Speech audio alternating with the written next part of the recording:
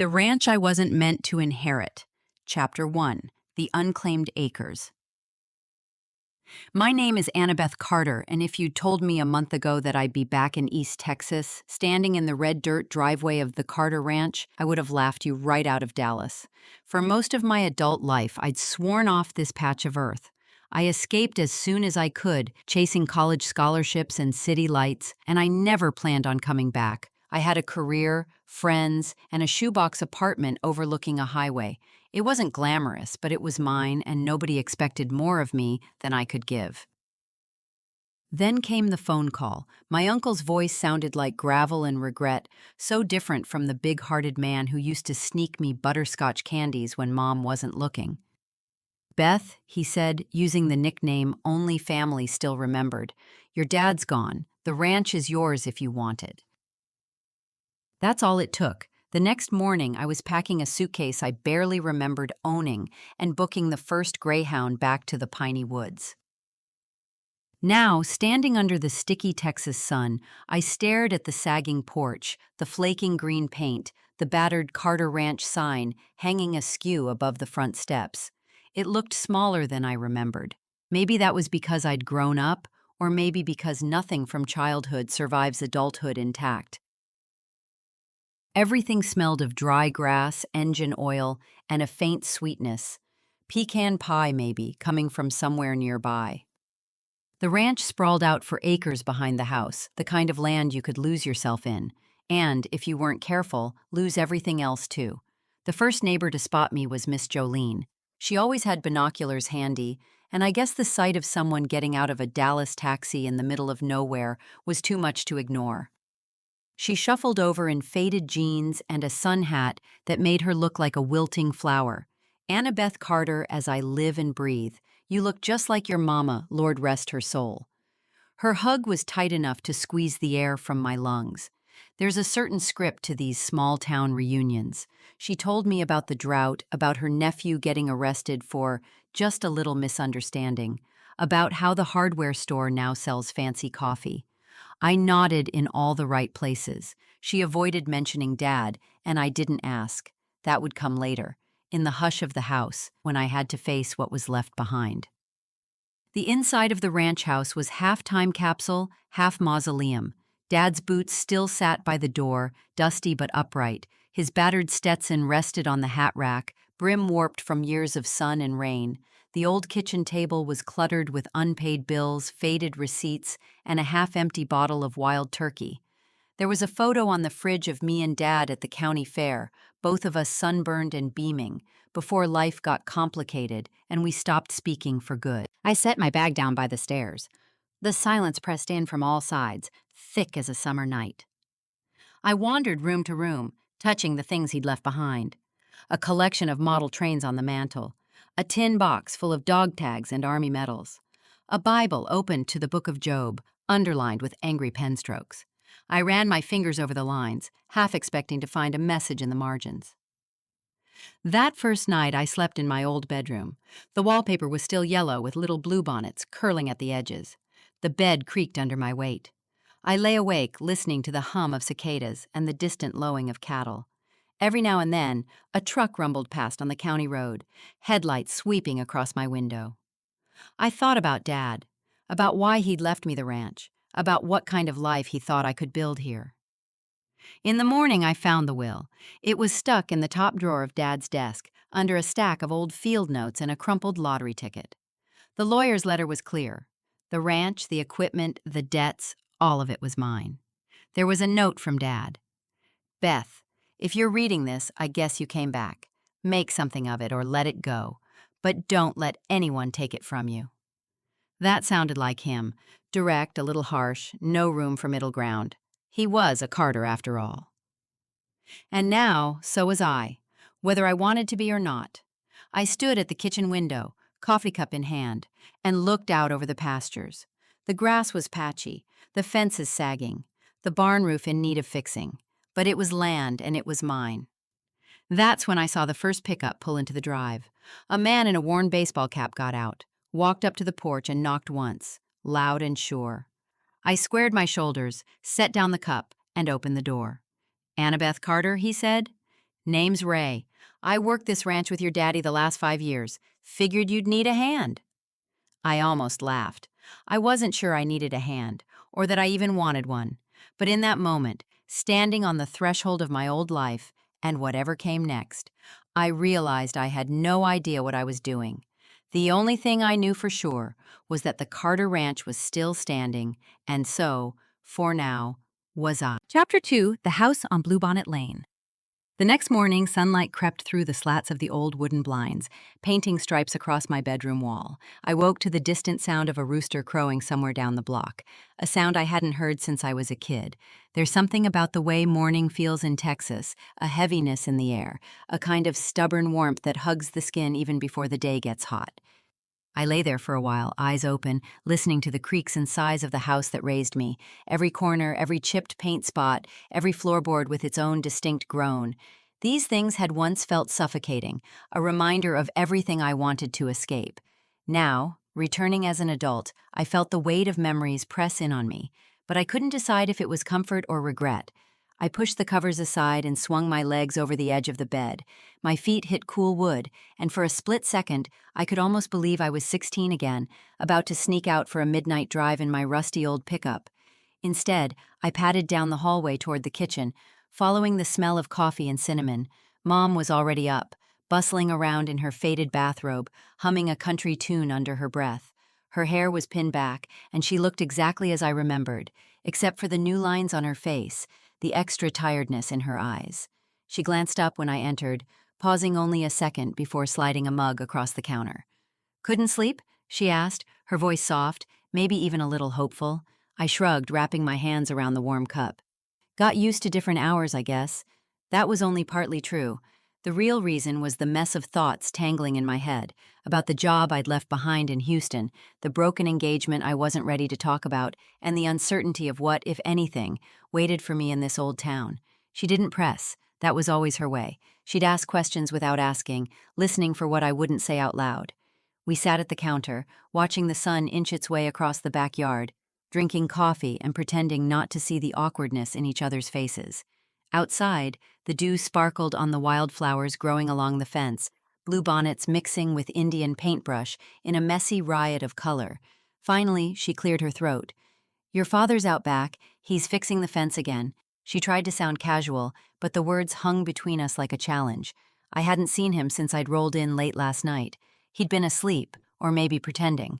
Our relationship had always been built on long silences, on conversations about weather and cattle and football, never about feelings or apologies. I nodded, draining the rest of my coffee and setting the mug in the sink. "Guess I'll go say hi." The screen door banged shut behind me as I stepped out into the morning air. Dad was crouched by the fence, hammer in hand, inspecting a splintered post with a look of deep concentration, as if the whole world depended on this one plank of wood. He didn't turn when I approached, but I knew he'd heard me. "Morning," I said, keeping my voice steady, like we hadn't been on opposite sides of a years-long Cold War. He grunted, not looking up. "You're up early." It wasn't a question, just a statement. That was as close as he got to small talk. "Couldn't sleep," I echoed, feeling suddenly foolish. We stood in silence, the kind that used to drive me crazy as a teenager. I watched him work for a while, noticing the way his hands shook just a little, age, or maybe too many years holding on to grudges. I wondered if he resented me for coming back, for needing this house when I was supposed to have outgrown it. After a while, he handed me a hammer, his eyes meeting mine for a split second. "You want to help?" It was an olive branch, awkwardly offered, and I took it. Together, we worked in silence, the sound of metal on wood filling the space between us. I watched the way he moved, slower than I remembered, still precise. At one point, our hands brushed, and I flinched, surprised by the jolt of emotion that shot through me. "Fence keeps breaking," he muttered, more to himself than to me. "Can't keep the damn armadillos out." I almost smiled. Same old Texas problems. By the time we finished, the sun was higher, and sweat had soaked through the back of my shirt. Dad straightened up, groaning as he stretched. He looked at me then, really looked, as if he was trying to recognize the person I'd become. "Lot of things change," he said quietly, "but some things don't." I wasn't sure what he meant, if it was about the fence, the house, or maybe us. I wanted to ask, but the words wouldn't come. Instead, I nodded, grateful for the small connection, even if it was buried in chores and half-spoken truths. Back inside, Mom was setting out breakfast, biscuits, eggs, thick slabs of bacon. The table was crowded with food, but only 3 places set. My younger brother, Jamie, hadn't come home in years. He was out in Austin, chasing dreams I never fully understood. I wondered if he'd ever feel the need to come back, or if he'd run from this town until the day he died. We ate mostly in silence, the clatter of silverware filling the gaps. Finally, Mom broke the spell. "You know, Sarah Lynn's still running the old diner. She's always asking about you." I blinked, surprised by the mention. Sarah Lynn, my high school sweetheart, the one I'd left behind when I chased bigger dreams. The memory of her smile, her laugh, the way she made even this dusty town feel magical, those things came flooding back, sharper than I'd expected. "Maybe I'll stop by," I said, trying to sound casual, but my heart thumped a little faster. Mom just smiled, a knowing look in her eyes. "You should." The rest of the day passed in a blur of old routines, mowing the lawn, sorting through boxes in the attic, finding relics of a younger me, baseball trophies, faded yearbooks, a dusty guitar I hadn't played since I was 18. Each object was a time capsule, pulling me back into memories I'd tried to bury. By evening, I was restless. The sun set in a blaze of orange and pink over the flat Texas horizon. I grabbed my keys and headed out, needing air, needing space. The streets of my hometown were both familiar and strange, the same old storefronts alongside new coffee shops and boutiques. I parked outside the diner, its neon sign buzzing softly in the twilight. Inside, the place looked exactly the same. Checkered floors, red vinyl booths, the smell of fried chicken and pecan pie hanging in the air. And behind the counter, Sarah Lynn, older but still radiating that same quiet energy, her hair pulled back in a loose braid. She looked up, her eyes widening in recognition. "Well, if it isn't the prodigal son," she said, grinning. I laughed, the tension easing from my shoulders. "Hey, Sarah, it's been a while." She poured me a cup of coffee, sliding it across the counter with practiced ease. "Some things never change," she teased. We talked for hours, catching up on old friends, lost time, the years that had slipped away when I wasn't looking. For the first time since coming home, I felt the knot in my chest loosen, just a little. Maybe, I thought, this town had more to offer me than just memories and regrets.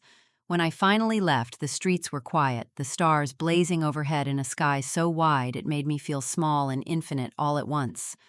I drove home with the windows down, the smell of bluebonnets drifting in on the night breeze. As I pulled into the driveway, I realized maybe second chances weren't as impossible as I'd once believed. Maybe coming home wasn't just about running from the past, but learning to face it, and maybe to heal. Chapter 3. Old Wounds and Open Doors. If you grow up in a small Texas town, you learn early that everyone knows your business, even the pieces you'd rather forget. The morning after my visit to the diner, I woke up to the sound of my phone buzzing on the nightstand. For a moment, I just stared at it, half expecting bad news, the way you do after years of disappointments. Instead, it was a group text from my mother, punctuated with too many emojis. "Church at 10, then brunch at Aunt May's. Don't even think about skipping, cowboy." I smiled despite myself. Some things really never change. I lingered in bed, watching the sunlight paint golden stripes across the ceiling. My body felt heavy, not just from sleep, but from the emotional weight of being back home, of unfinished conversations, memories that snuck up on me when I least expected them. In Houston, I could drown out the past with work and city noise. Here, every old photograph on the hallway wall, every faded high school football banner, seemed to whisper reminders. Eventually, I got up and pulled on a pressed shirt and slacks, clothes I hadn't worn since my last job interview. The air was thick with the scent of frying bacon and fresh coffee, a scent that belonged to this house as much as the creak in the third step or the sound of the old dog's claws tapping on the linoleum. Mom was at the table, fussing with her Sunday hat. Dad sat beside her, reading the local paper, his glasses perched low on his nose. He grunted when I walked in, a greeting or maybe just an acknowledgement. I poured myself a cup of coffee and joined them, trying to pretend this was any other Sunday from my youth. Mom fussed, straightening my collar. "You clean up nice," she said, her tone a little too cheerful. "Maybe you'll even sit up front in church instead of hiding in the back with the boys this time." I laughed, taking the teasing for what it was, a peace offering, a bridge over the years we'd spent apart. Church in our town was less about faith and more about community. The old brick building with its white steeple and worn wooden pews had seen every milestone in my life: baptisms, funerals, weddings, potlucks. I followed my parents up the aisle, feeling eyes on my back, whispers circling as people noticed I'd returned. A few nodded, some smiled, some just looked away, unsure what to say after so long. After the service, everyone gathered on the lawn, shaking hands, hugging, catching up on gossip. I was cornered by Mrs. Fields, who'd taught me algebra in ninth grade. She gripped my arm like I might run off, her eyes twinkling. "Well, look at you, all grown up. Your mother says you're back for good," she said, not quite a question. "Just for a while," I hedged, trying to get my bearings. She patted my hand. "Sometimes that's the best thing you can do. Just don't wait too long, or this town will move on without you." I wasn't sure if it was a warning or encouragement. At Aunt May's house, the table was already full. Ham, biscuits, gravy, sweet tea sweating in tall glasses. Cousins I hadn't seen in years greeted me with bear hugs and loud jokes. I tried to act like I belonged, but beneath the surface, I felt like an imposter, a guest at my own family's gathering. After brunch, I slipped outside, needing a breath of fresh air. The porch overlooked an expanse of yellow grass dotted with wildflowers, and in the distance, the familiar silhouette of the old water tower. I leaned on the railing, the wood rough beneath my hands, and let the wind tug at my shirt. "Figured I'd find you out here," came a voice behind me. I turned. It was Jamie, my little brother, back from Austin for the first time in a year. He was taller than I remembered, skinnier, his hair longer and wilder. There was a new hardness in his face, the kind that comes from chasing dreams and running into walls. "Hey, stranger," I said, trying to keep my voice steady. He shrugged, looking out at the horizon. "Didn't expect to see you here either." We stood in silence, the years between us heavy. There was so much we'd never talked about. The fights, the times I left, the times he needed me and I wasn't there. Jamie was only 12 when I first left for college, and I'd been little more than a shadow since then. "Mom says you're staying a while," he said. "Yeah," I replied. "Lost my job, needed to regroup. Thought maybe coming home would help." He nodded. "It's not easy coming back. Feels like stepping into someone else's story." That hit home harder than I expected. "Yeah, feels like I missed a few chapters." Jamie smiled, a little sad. "We all did." We talked then, really talked, for the first time in years. About Dad's stubbornness, about Mom's worries, about the loneliness that creeps in when you're trying to make something of yourself out in the world. Jamie confessed he was struggling in Austin. Money was tight, dreams felt farther away every day. I found myself admitting things I'd never said aloud. About the job that had eaten up my life, about the engagement that had ended in heartbreak, about the way failure tastes different when it's your own. He listened, nodding, and for a moment we were just brothers, no expectations, no history hanging between us. Before we went back inside, Jamie squeezed my shoulder. "Glad you're here, man, even if it's just for a while." I watched him walk away, a mix of pride and regret twisting in my chest. Maybe we were both lost, but at least we weren't lost alone. Back at home that afternoon, the house felt less like a museum and more like a living place, alive with voices, smells, the echo of laughter. I wandered into my old room, surprised by how small it seemed. My childhood trophies still lined the shelf, faded photographs taped to the mirror. I sat on the edge of the bed and stared at the ceiling, remembering the countless nights I'd lain awake, dreaming of escape. There was a knock at the door.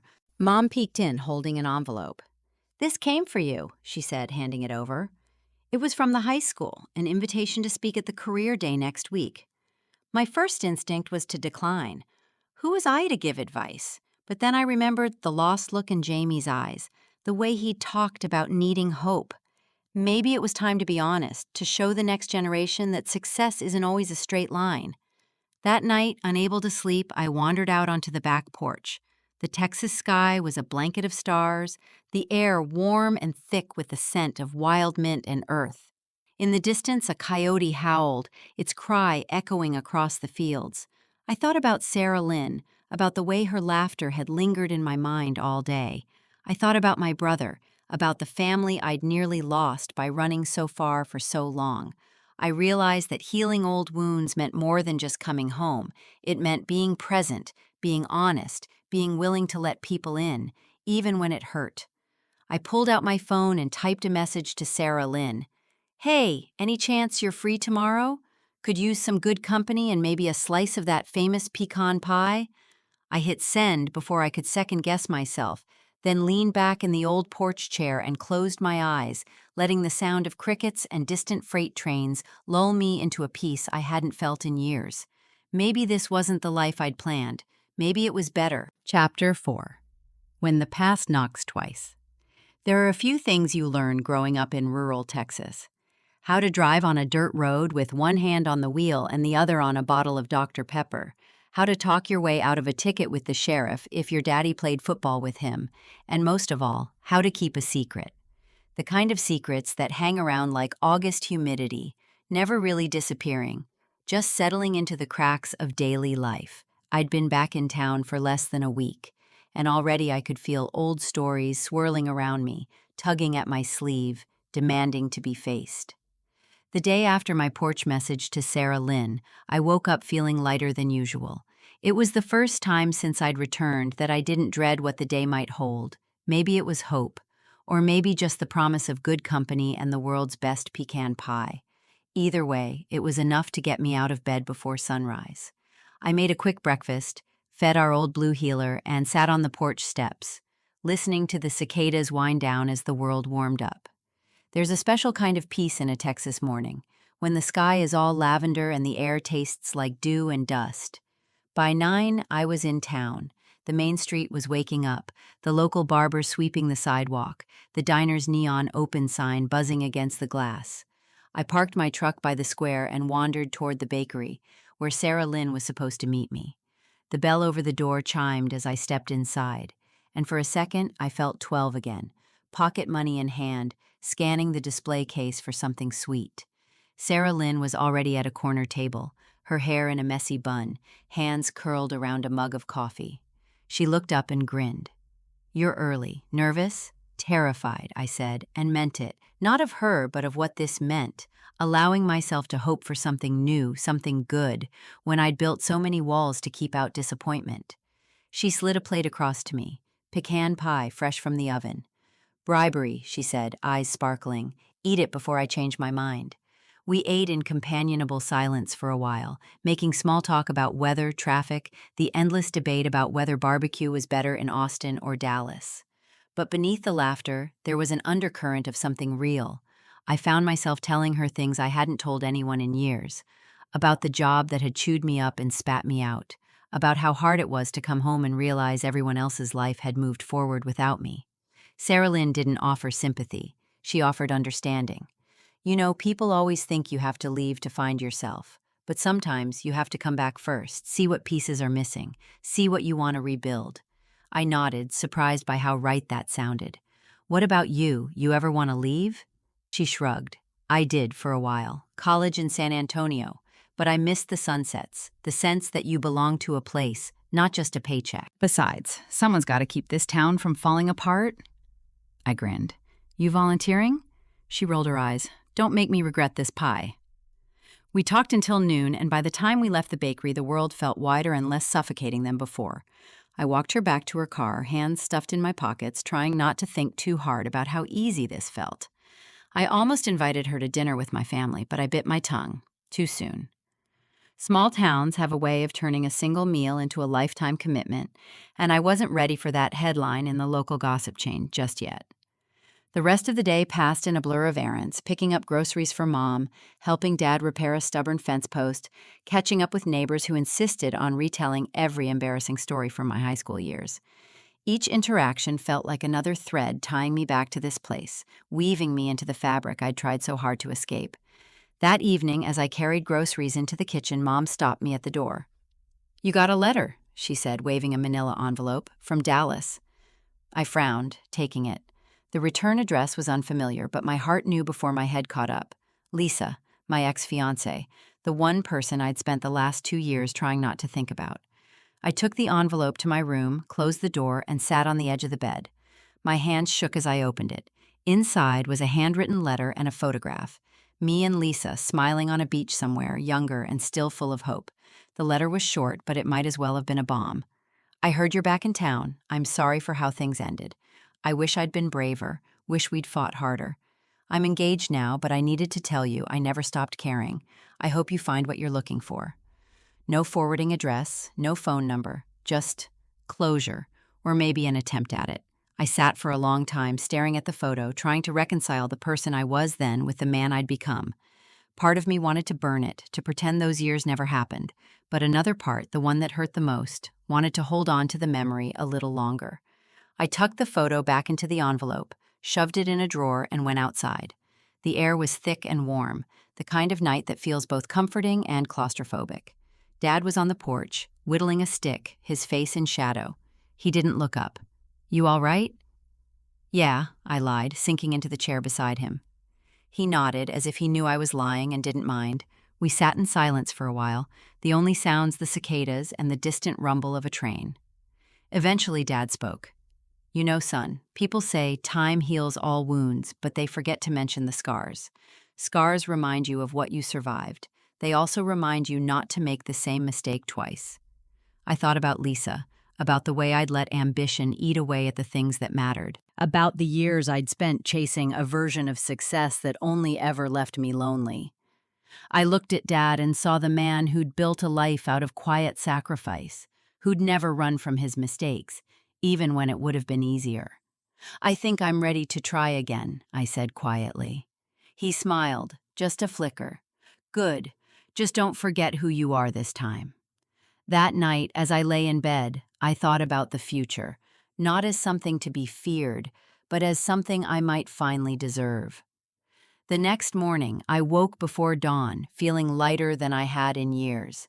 The sun rose pink and wild over the fields, and for the first time, I wanted to see what the day would bring. As I headed out to meet Jamie for breakfast, my phone buzzed. A message from Sarah Lynn. "Meet me at the lake? I'll bring coffee. We can talk or not. Just come." I smiled, grabbed my keys, and walked out the door. Sometimes when the past comes knocking twice, it's not asking to be let back in. It's just making sure you're ready to open a new door. Chapter 5: The Lake, the Truth, and the Turning. There's something about Texas water, wide and brown, flat as a mirror in the morning, that makes a man rethink his choices. The lake was just a 20-minute drive outside town, down winding roads lined with bluebonnets and the faint ghosts of cattle trails. The mist was still rising off the water as I pulled up, Sarah Lynn's old white Toyota already parked under the big pecan tree. I took a deep breath and stepped out, closing my truck door quietly behind me, not wanting to shatter the silence. The world felt new and ancient all at once, like the start of a hymn. Sarah Lynn was sitting on the old dock, 2 coffees beside her, knees drawn to her chest. Her red flannel shirt looked soft in the cool air, and she turned with a tired, lopsided smile. "You came," she said, handing me a cup. "I said I would," I answered, and sat down next to her. Our feet dangled above the water, and for a while we just watched a pair of egrets picking their way through the reeds. Neither of us talked for a minute, and I was grateful for that. I could feel the nerves in my body, the anticipation of a conversation I wasn't sure I was ready for, and maybe, if I was honest, the hope that something real might finally begin here. "I used to come out here every Sunday in high school," she said eventually. "You remember." "Of course," I said, a small smile tugging at the edge of my mouth. "You'd drag me out here after church, swear you could see the whole world in the lake's reflection." She nodded, eyes distant. I could. I think I was just trying to find a place that felt big enough for the both of us. That memory hit hard. Her in those hand-me-down jeans, daring the universe to show her something more, me just tagging along because anywhere was better than home on a Sunday afternoon. I realized how much of myself I'd left behind on this dock, on this water. She took a sip of coffee and fixed her eyes on the far bank. "Your brother said you've been having a hard time." I let the question settle. There was no way around it. Yeah, I lost my job in Houston. The company downsized, and I was the first to go. It's funny how fast you go from rising star to old news. I thought I was building a life, but turns out I was just filling time. Sarah Lynn nodded. "And the engagement?" Her voice was gentle, but she didn't flinch from the question. "Over," I said, not looking at her. "She found someone else. I don't blame her. I wasn't really there, even when I was. You ever get so caught up in trying not to disappoint people you end up disappointing everyone anyway?" She let out a breath. It sounded a lot like agreement. "Every day. A pair of ducks broke the surface near the dock, sending ripples out in perfect circles. The sun was higher now, throwing flecks of gold across the water. I tried to remember the last time I just sat and watched the world wake up with someone who really knew me.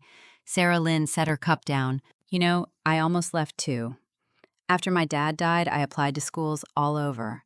Got into a couple even, but Mom wasn't well, and the bakery, I stayed. Some days I think I regret it, but then I remember mornings like this, and I'm not so sure. I turned toward her, letting myself see her the way I used to. The fire in her, the stubborn hope, the way she always saw past the surface. You ever wish you'd just run? She shrugged. Maybe, but you can't outrun yourself. You bring your hurt with you, no matter where you go. Only difference is, back here, I'm not alone. For a long time, I just sat with her words. It was a new feeling for me, not loneliness, not shame, but a kind of quiet permission to just be who I was, broken pieces and all. I looked at her, saw the tired lines beneath her eyes, the way she bit her lip when she was thinking. I wanted to say something that would make it better, but all I managed was the truth. I'm scared, Sarah Lynn. Scared I wasted too much time. Scared this town is just a reminder of everything I messed up. Scared that if I let myself hope again, I'll lose it all. She turned fully now, took my hand without asking. Her palm was warm, steady. What if you don't lose it? What if you build something better this time? We're not the kids on this dock anymore. I squeezed her hand, feeling the years fall away between us. I want to try. I don't even know what that looks like, but I want to try. With you. She smiled, slow and soft. Then we start with coffee and go from there. For the first time in a long while, I let myself believe that was possible. We sat on the dock until the sun was high, talking about old times, about her mother's arthritis and my brother's failed business venture in Austin, about the way you can forgive someone 1,000 times and still have a little left to go. We didn't solve anything, but maybe that wasn't the point. When we finally got up to leave, Sarah Lynn turned and hugged me tight, surprising us both. "Come by the bakery tomorrow," she whispered. "I'll show you how the world looks from behind the counter." I promised I would, and I meant it. Back in town, the day passed in a whirl. Mom had a list of chores, and Dad wanted help rebuilding a busted chicken coop. I let them put me to work, the honest sweat feeling good on my skin. It was simple, hard, and, strangely, satisfying. At lunch, Jamie swung by, and the three of us sat around the kitchen table laughing about the rooster who'd attacked Dad last spring. Between tasks, I kept thinking about Sarah Lynn, about the easy way we'd talked, about how different life could look if I just let myself show up for it. At one point, I found myself staring out the window, wondering if maybe this was what healing really looked like. Not a dramatic revelation, but a slow mending, one day at a time. Late afternoon, I ran into an old friend at the hardware store, Raymond, who'd started his own roofing business after high school. He looked older, grayer, but the same mischievous glint was there. "Back for good?" he asked, clapping me on the shoulder. "Maybe," I said, trying to figure out what that means. He nodded. "Well, don't let the past keep you from living, man. We all got ghosts. The trick is to let 'em ride in the backseat, not the driver's." It was the kind of simple wisdom you only hear in towns like ours. That evening, when I sat with Mom on the porch, she handed me a worn envelope. "Found this in your old room," she said. Inside was a letter I'd written to myself at 17, part of some senior project. I read it in the golden light. "By the time you read this, I hope you're brave enough to love something more than your fear." I smiled, folded it, and tucked it into my wallet. That night, I lay awake, the windows open, a cool breeze drifting in. The air was thick with the scent of fresh-cut grass and honeysuckle. I thought about the lake, about Sarah Lynn, about all the second chances we never see coming until they're right in front of us. Maybe Texas water does something to you, washes you clean, shows you the world as it could be. Or maybe it just reminds you, if you want something different, you have to risk believing in it. Tomorrow, I'd go to the bakery. Tomorrow, I'd keep trying. For now, I listened to the crickets and let myself hope. Chapter 6. Flour, Fire, and What We Carry. There's a sound that only comes from a bakery at 5 a.m., a low hum, like the world waking up a few beats early. I barely slept the night before, turning over memories and hopes in my mind, wondering if I'd say the right things or just stand behind the counter like a nervous kid. But I kept my promise. When the first purple streaks of sunrise cut across the Texas sky, I was parking in front of Sarah Lynn's bakery. Back Door Bakery, the faded sign read. My mom used to say it was the only place in the county where a kid could spend a whole dollar and walk out with a smile and a stomachache. The air outside already smelled of yeast and sugar, a little bit of hope floating on the breeze. I knocked softly on the back door. It swung open before my knuckles hit it a second time. Early bird, Sarah Lynn grinned, hair in a loose braid, flour dusting her cheek like an afterthought. Come in, but don't just stand there or you'll freeze. Inside, it was warm and alive. Counters crowded with cooling racks, pies, bread loaves, sugar cookies, set out like little soldiers in perfect rows. There was a peace here, a kind of order in the chaos. Sarah Lynn handed me an apron without ceremony. If you're going to be here, you're going to work. That's the rule. I tied it around my waist, suddenly self-conscious. I can't bake. You can learn. She pointed to a lump of dough the size of a football. Start kneading, like this. Put your weight into it. Don't be afraid to get messy. The dough was sticky, heavy. My hands fumbled, flour stuck under my nails. I glanced at Sarah Lynn, who watched with an amused smile. You're not supposed to fight it, she said, laughing. You coax it, like you're convincing it to be bread. I'm not sure it wants to cooperate, I muttered but kept at it. I found a rhythm, press, fold, turn.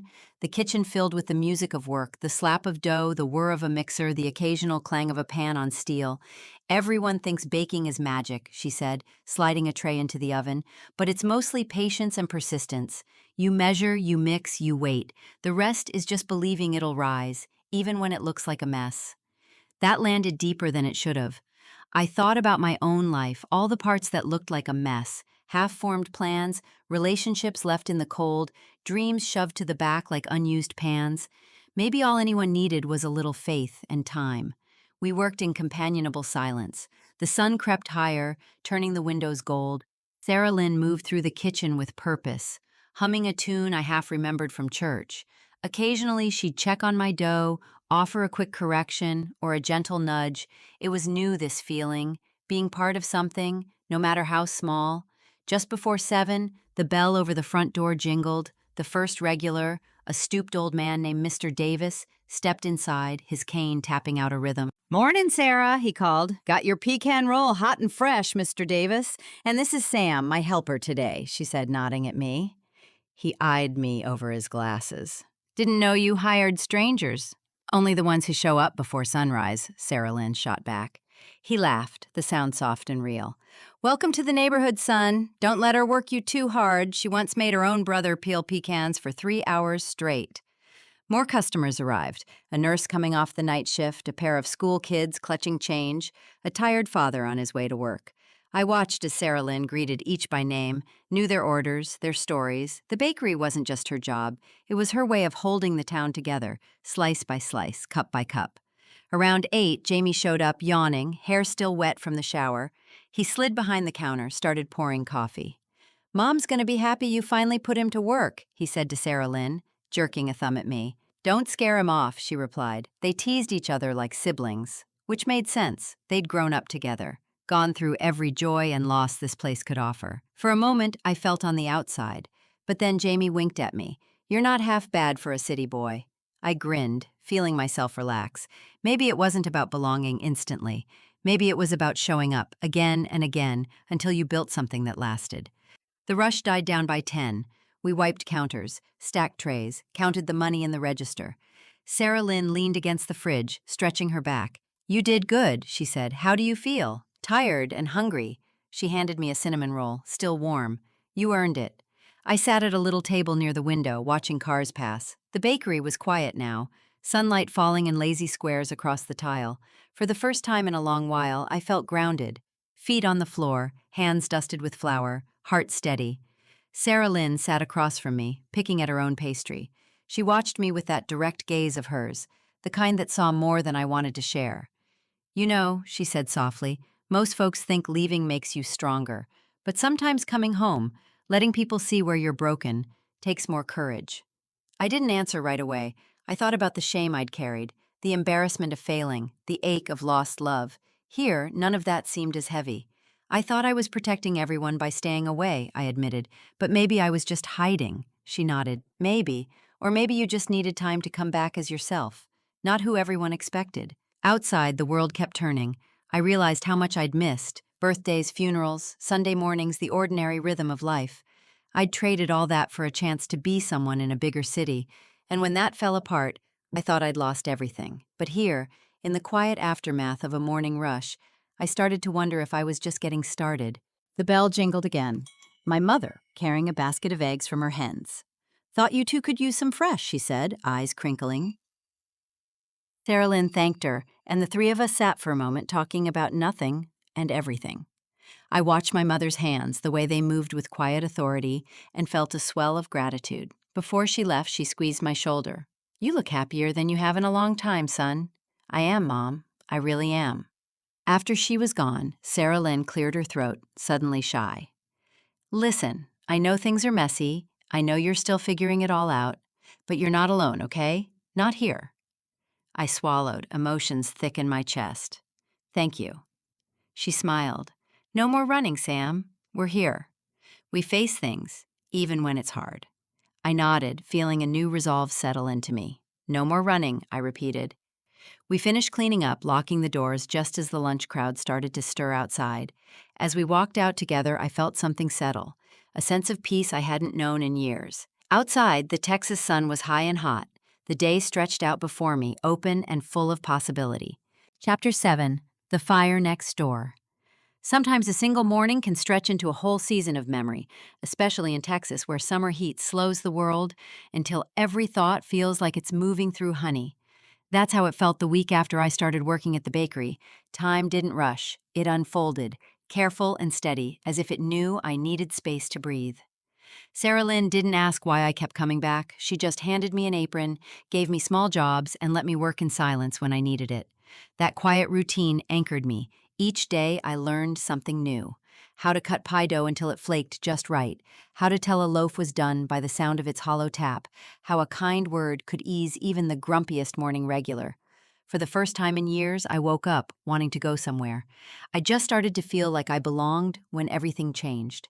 It was Friday afternoon, sky bruised purple with distant thunderheads, when the first shouts broke out on Main Street. I was sweeping flour from the front steps, breathing in the sweet scent of baking, when Jamie came running around the corner, hair plastered to his forehead with sweat. "Sam, fire at the Garza place. It's bad, real bad." The Garzas lived next door to the bakery, a family that had run the hardware store for 3 generations.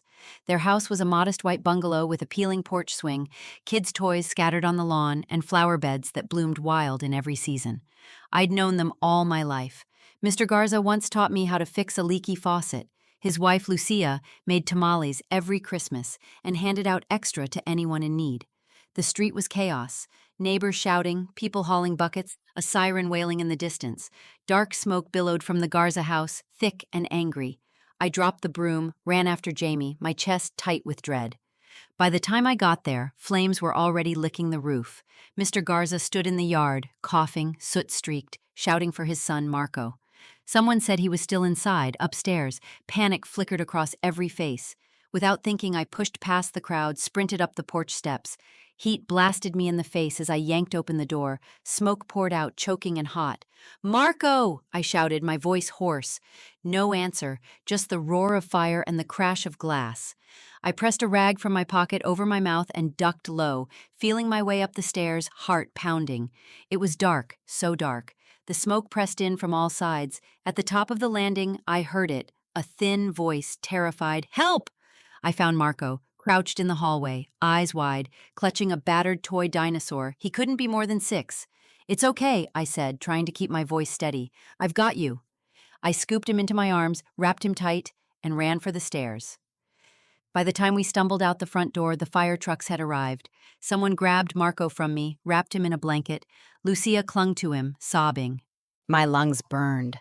I leaned against a tree, dizzy, eyes streaming. The firemen went to work, hoses hissing, axes swinging. The Garza house was a loss. They said the wiring in the kitchen had sparked it. The family watched as flames swallowed the only home they'd ever known. I stood beside Sarah Lynn and Jamie, helpless. "It's gone," Mr. Garza whispered, staring at the smoldering ruin. "Everything." Sarah Lynn put a hand on his shoulder. "Not everything. You still have each other." That night, the town gathered in the church basement. Word had spread fast. Neighbors brought food, blankets, clothes. Someone set out a jar for donations. The Garzas sat at the center, dazed, surrounded by the noise of kindness. I watched Sarah Lynn move from table to table, organizing casseroles, pouring coffee, talking quietly to Lusa, making sure the kids had warm beds to sleep in that night. There was nothing flashy about it, just the steady grace of a woman who knew how to help. I found myself outside, needing air. The Texas night was thick, cicadas singing in the trees. I let the quiet soak into me, tried to understand why I felt so raw. Part of it was adrenaline. My hands still shook, but there was more. The fire had taken only a few minutes to destroy a lifetime of memories. I wondered what would have happened if I hadn't gone in after Marco. I wondered what else I could lose if I let fear keep me apart from this place, these people. Sarah Lynn stepped out beside me, arms folded tight. "You okay?" "I will be," I said. "That was a lot," she nodded. "You saved his life." "I just did what anyone would have done." She shook her head. "Don't sell yourself short. A lot of people freeze or run. You didn't." I wanted to shrug it off, but she stopped me with a look. "Why is it so hard for you to take up space, Sam? To believe you matter here?" I stared at the grass, searching for an answer. I got used to thinking I was a problem to be solved, easier to keep my head down than to risk being let down. She was silent for a moment. "You ever think maybe the problem wasn't you? Maybe you just needed to come back to a place where people see what's good in you, not just what's broken?" The words stuck with me, long after we went back inside. All night, as the Garza's youngest curled up under borrowed blankets, as neighbors dropped crumpled bills into the jar, as Jamie started a list of repairs for the house, I kept replaying Sarah Lynn's question. I'd spent years convinced that distance was safer than disappointment, but standing in that smoky yard, with Marco shaking in my arms, I realized how quickly everything could disappear, how pointless it was to save your heart for some future that might never come. Life was here, now, in the risks, in the mess, in the people who needed you, and the ones who'd stand beside you when the fire came. After everyone left, I lingered in the kitchen, helping Sarah Lynn wash up. She handed me a dish towel and looked me in the eye. "You coming back tomorrow?" "Wouldn't miss it," I said, and I meant it. Before I left, I slipped a 20 into the donation jar. It wasn't much, but it was what I could give. As I walked out into the still, humid night, I felt a weight lift from my shoulders. The Garzas would rebuild. The bakery would open again at dawn. And me? Maybe I was finally learning that showing up again and again is how you build a life that matters. Chapter 8. The Past Never Forgets. They say in small towns, the past is never really behind you. It waits, sometimes for years, for the perfect moment to circle back. In Texas, memories stick the way red clay clings to boots. I learned that lesson all over again the week after the fire. The Garza family was staying at a neighbor's while their house was rebuilt. Main Street returned to its sleepy routines, and the bakery, battered by worry, tried to get back on its feet, but nothing really felt normal. It started with an envelope, plain and unmarked, wedged under the bakery door one Monday morning. I was the first one in, keys jangling, still blinking sleep out of my eyes. There it sat, propped up against the door frame, a single sheet of paper folded neatly inside. For a second, I thought maybe someone had dropped off a thank you card for the Garzas, but when I opened it, my hands trembled. The letter was short, block letters, typed, no signature.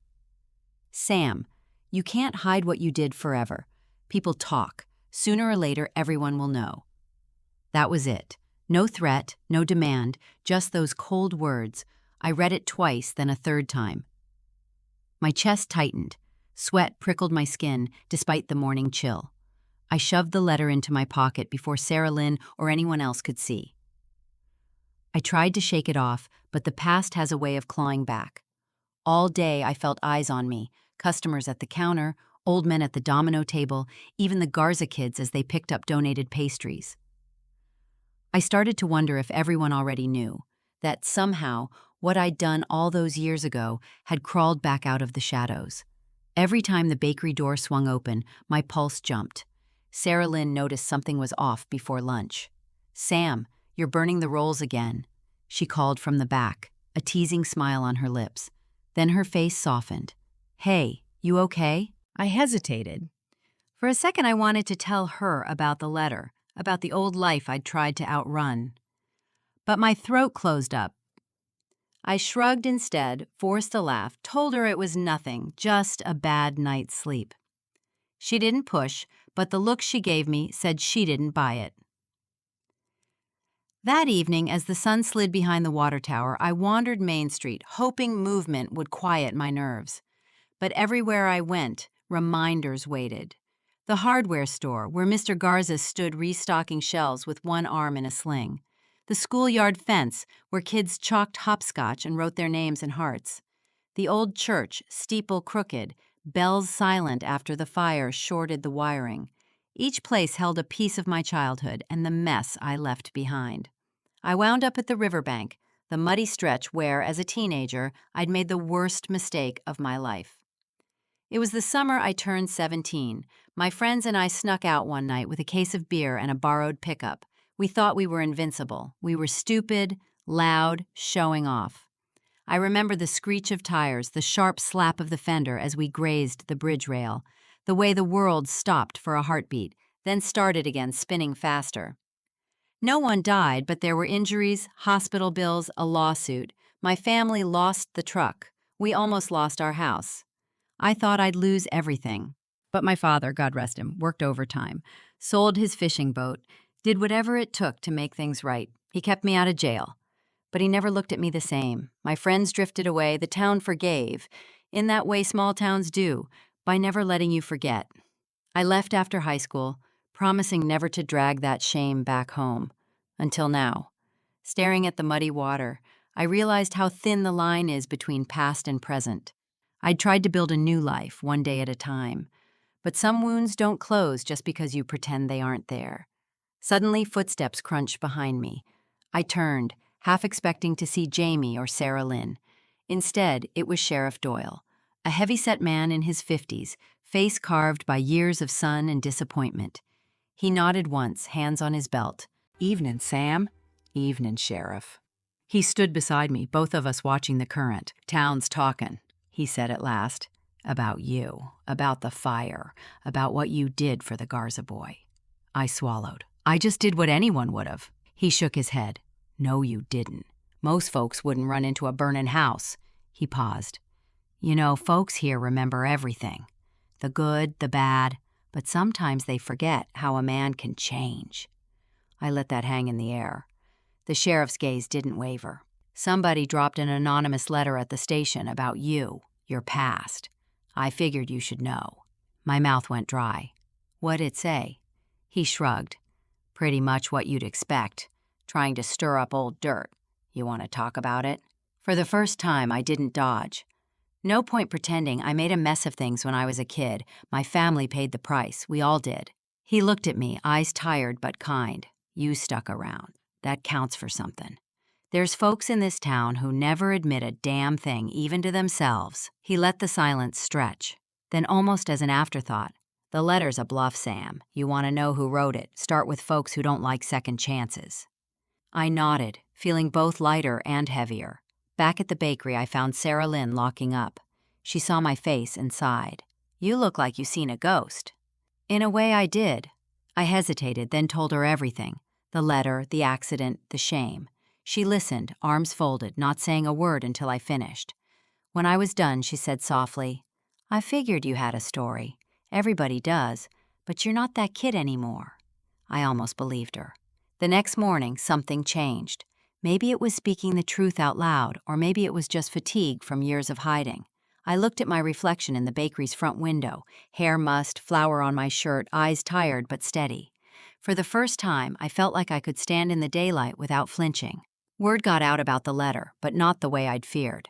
Sheriff Doyle made sure people knew someone was trying to stir up trouble, not uncover some scandal. Neighbors nodded at me on the street, a little more gentle than before. Even Mr. Garza, whose son I'd pulled from the fire, clapped me on the back one morning and said, "We all stumble, Sam. Some folks never stand back up." For the first time, I started to believe forgiveness wasn't just something you asked for, it was something you had to accept. Late that week, I found another note at the bakery. This one was handwritten, shaky cursive I recognized immediately. It was from Mrs. Bell, the town's oldest resident. She'd lived through the Dust Bowl, 3 wars, and enough small-town gossip to fill a library. It said simply, "Don't let the past boss you, Sam. You're doing just fine." That night, as the Texas sky stretched wide with stars, I sat on my porch, feeling the cool air on my face. For the first time since coming home, I didn't dread what tomorrow might bring. As on the heart of Texas, the truth in small towns spreads like wildfire. But so does grace, if you're lucky and if you're willing to let it find you. In the weeks after the anonymous letter and the fire, I learned just how deeply both could burn. It started with whispers, and by now I recognize the difference. Gossip in Copper Falls is rarely loud. It's sly, a smile held a little too long, a question about your family's health that's really about what people think you did. But this time there was something gentler in those looks, like folks were remembering their own regrets. Maybe Sheriff Doyle's words helped. Maybe it was Mrs. Bell's stubborn public support. Or maybe it was just that when you run into burning buildings, people start to think twice about what they thought they knew. But not everyone was so quick to forgive. The bakery business slowed for a while, as if customers weren't sure if they should pick sides. Some days, the bell above the door barely chimed at all. I'd wipe the same spotless counter, eyes drifting to the window, watching trucks roll by without stopping. Sarah Lynn tried to keep things light, humming Christmas tunes, even though February was just starting. Jamie doubled down on her after-school shifts, scrubbing pans like she was scrubbing worry off our lives. It was a Tuesday when trouble showed up in the shape of Ronnie Tate, a man built like a linebacker with hands that could crack a walnut and a temper to match. Ronnie's brother was one of the boys in that old accident, my accident, though he came out with nothing more than a broken wrist and a lifelong chip on his shoulder. Ever since, the Tate family treated me like a bad penny that kept turning up. Ronnie slammed through the bakery door, letting in a gust of cold air. "We need to talk, Sam," he barked, voice rough as gravel. I wiped my hands on my apron. "Mornin', Ronnie." He stalked up to the counter, ignoring the tray of fresh kolaches. "You got nerve coming back here, acting like you're some kind of hero." The room went silent. Sarah Lynn poked her head out from the kitchen, eyes wide. I met Ronnie's glare and did my best to keep my voice calm. "I came back to help my family, to help the town. I can't change the past." Ronnie leaned in, lowering his voice. "You ruined my brother's life. You think folks forgot? Some of us are still waiting for you to own what you did." The old guilt pricked at me, raw and familiar, but this time something shifted. I squared my shoulders. "I do own it, Ronnie. I always have. If you want me to say it to your face, I will. I'm sorry for what happened. I've carried it every day. I can't fix it, but I can try to be better. That's all I've got." For a second, Ronnie just stared, caught off guard by how little fight I gave. Then, without a word, he turned and stomped out, the door slamming hard enough to rattle the windows. Sarah Lynn rushed out, worry creasing her brow. "You all right?" she whispered. I nodded. "Yeah, actually, I am." That afternoon, the sun came out strong, the kind of gold only Texas winter can offer, sharp and clear like a promise. For the first time in weeks, a few regulars wandered in, ordering coffee, asking about Jamie's college applications, or trading news about the rebuilding of the Garza house. The town was, slowly, pulling me back in. Still, I knew it was time to face the rest of my past head on. I wrote a letter to Ronnie's brother, Mark. No excuses, no long explanations, just the truth. I told him I was sorry, that I thought of him often, and that if there was anything I could do, truly do, to make amends, I'd do it. I dropped it off at the post office, hand trembling as I slid it through the slot. That night, I couldn't sleep. I sat on my porch under a sky thick with stars, replaying every bad memory, every wrong turn, every time I'd failed to be braver, kinder, or more honest. The ache in my chest wasn't just regret. It was a strange hope, too. I wanted to believe that even in a place where everyone knows your business, you can earn a new chapter. A few days later, I found Mark Tate waiting outside the bakery. He looked older than I remembered, gray at the temples, jaw set like a stubborn bull. He didn't say much, just handed me a note folded twice. I opened it after he left. I got your letter. I don't forgive you. Not yet. Maybe never. But you did more than most would. I'll take that for now. It was enough. I tucked the note into my wallet beside a faded photo of my father and went back to kneading dough with steadier hands. Word of what happened got around. Of course it did. But something curious happened after. People started sharing their own stories with me. One by one, customers lingered a little longer. Old Mr. Lee from the hardware store confessed he'd spent 2 decades estranged from his brother over a poker game. Mrs. Bell, always first to forgive, told me about a secret she'd carried since 1958, one she'd never told another soul. Even Sheriff Doyle, over a cup of burnt coffee, admitted he'd once nearly lost his badge over a mistake, and only kept it because someone believed he could do better. It dawned on me that maybe Copper Falls wasn't just a town that remembered sins. Maybe it was a town built by people who'd learned how to survive them. Meanwhile, Jamie's college letters started arriving, one after another, big envelopes full of hope. I watched my niece's face bloom with joy as she read, and I felt a pride so fierce it left me breathless. She was going to make it farther than I ever had, and not because of me, but because of who she'd become despite me. I drove her out to see the sunrise over the canyon, and we sat together, silent, watching the world light up. She squeezed my hand. "You know, Uncle Sam," she said softly, "it's okay to let the past be the past." I nodded. I'm learning. Sarah Lynn was part of this new beginning, too. We started having dinner together after work, quiet evenings of laughter, music, and stories. She never pressed me for more than I could give, never made me feel small. She just showed up, and after all I'd been through, I realized how rare and precious that was. One Saturday, the town gathered for the grand reopening of the Garza house. Volunteers had rebuilt the roof, painted the siding, and even helped plant new rose bushes in the yard. The bakery brought pies, the church sent a choir, and for a few hours, Copper Falls felt like the best version of itself. As I stood in the backyard, watching the Garza kids run in circles and neighbors trade stories over lemonade, I saw Ronnie and Mark Tate at the edge of the crowd. They nodded at me, not warmly, not yet, but without malice. Maybe, I thought, that was how forgiveness began. Not with grand gestures, but with small acknowledgments, tiny bridges built one glance at a time. That night, as the stars rose again over the wide Texas sky, I understood something simple and true. Redemption isn't about erasing the past. It's about facing it, learning from it, and building something better on the ashes. The work is never done, but neither is hope. And for the first time since I came back to Copper Falls, I believed I could stay, not as the boy who ran away from his mistakes, but as the man who finally faced them. Chapter 10. A New Sunrise Over Copper Falls.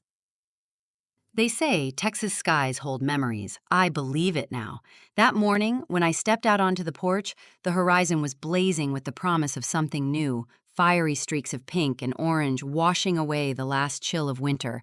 The bakery's neon sign blinked on in the half-light. Jamie was already inside, laughing with Sarah Lynn as they shaped the day's dough. The world felt both ordinary and changed. In the months since that terrible fire and the storm of reckoning that followed, Copper Falls slowly grew whole again.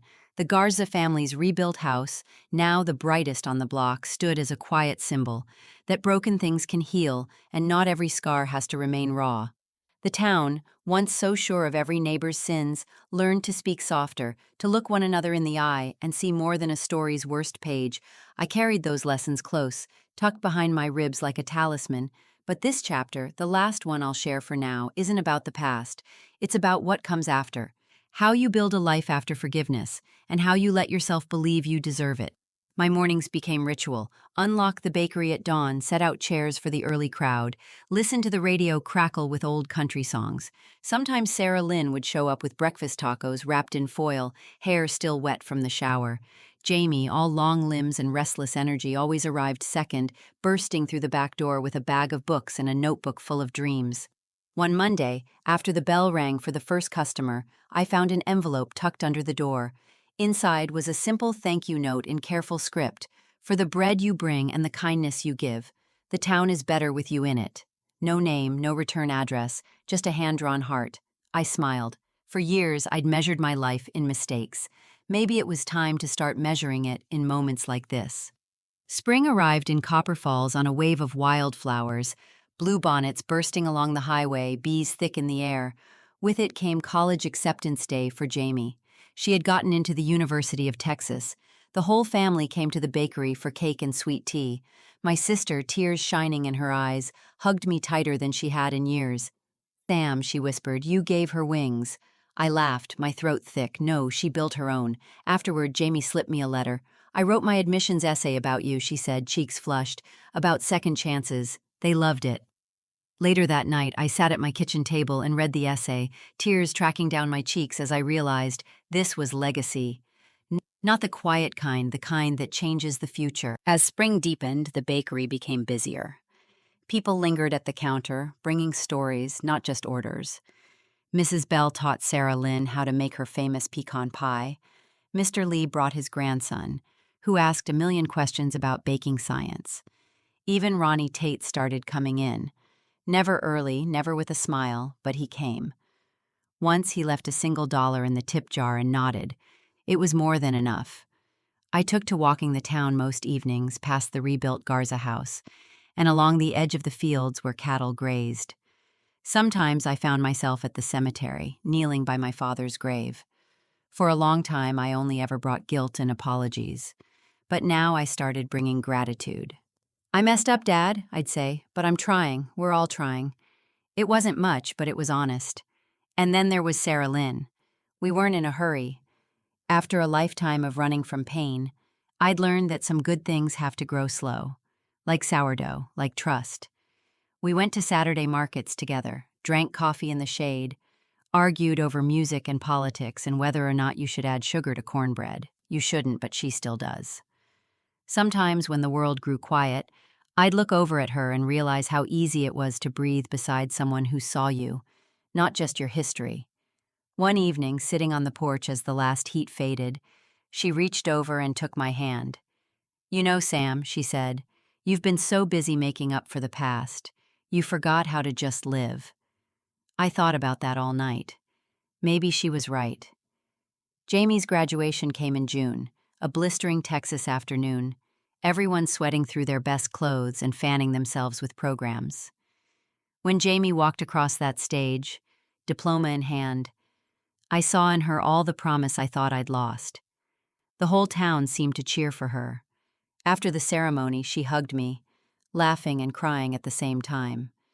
"I did it, Uncle Sam. We did it." "You did," I said, voice rough.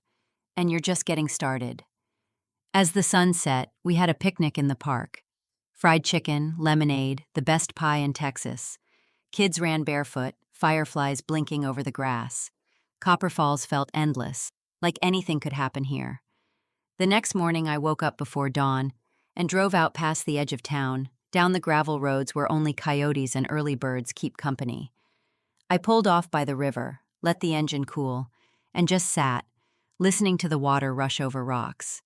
I took a deep breath, the kind you only get after a storm, when you know you've survived. I thought about everything that had happened. The mistakes, the fires, the years of loneliness, the slow climb toward something better. I thought about the people who forgave me, and those who still couldn't. I thought about all the times I could have run again, and didn't. Then, as the sun cracked the horizon, I made a quiet promise to myself that I'd keep building this new life, not because I'd finally paid some debt, but because I'd finally learned to love it. I went back to town, back to my family, my friends, my bakery, and the rhythm of days that had at last become home. Sometimes people ask if I regret coming back, if I'd do it all again, knowing how hard it would be. The answer is yes. Every scar, every mistake, every night spent staring at the ceiling, it was all worth it for this. waking up in a place where I am known, not just for what I did wrong, but for how I tried to make it right. Copper Falls isn't perfect, neither am I, but together we're making something good. And as long as there's bread to bake and dawns to chase, that's enough.